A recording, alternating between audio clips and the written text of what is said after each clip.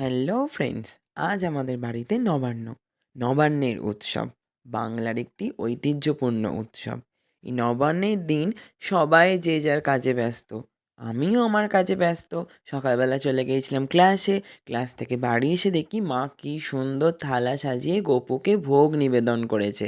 তার সঙ্গে আজকে নবান্নের স্পেশাল চাল বাটা নিবেদন করেছে। গোপুর আজকে ওই জন্য মুখটা খুব হাসি হাসি। এই নবান্নের দিন আমাদের বাড়িতে অনেক রকমের রান্না হয়। চলো সে রান্নাগুলো তোমাদের একটু দেখিয়ে দিই। ভাত, আখ ভাজা, নারকোল ভাজা, পুয়ো ভাজা, আলু ভাজা, বেগুন ভাজা, কুমড়ো ভাজা, পায়েস, ফুলকপি আলুর তরকারি, শাক চচ্চড়ি, অনেক রকমের রান্না হয় আমাদের বাড়িতে। অনেক অনেক খাওয়া দাওয়া হয় এই নবান্নের দিন। এই রে, আর একটা জিনিস তোমাদের দেখাতে ভুলেই গেছি। দাঁড়াও দেখায়। এই দেখো, মা কড়াইতে মাছ ঝাল বসিয়ে দিয়েছে। এই নবান্নের দিন আমাদের কিন্তু মাছও খেতে হয়। এই নবান্নেতে আমাদের খুব সুন্দর একটা নিয়ম আছে। দাদু নতুন চাল হাতে দিয়ে বলে ন পুরনো সই। আমরা আবার তাকে ফেরত দিয়ে বলি সই। চলো সেটাই এখন তোমাদের দেখাই। ন পুরনো সয়, ন পুরনো সয়,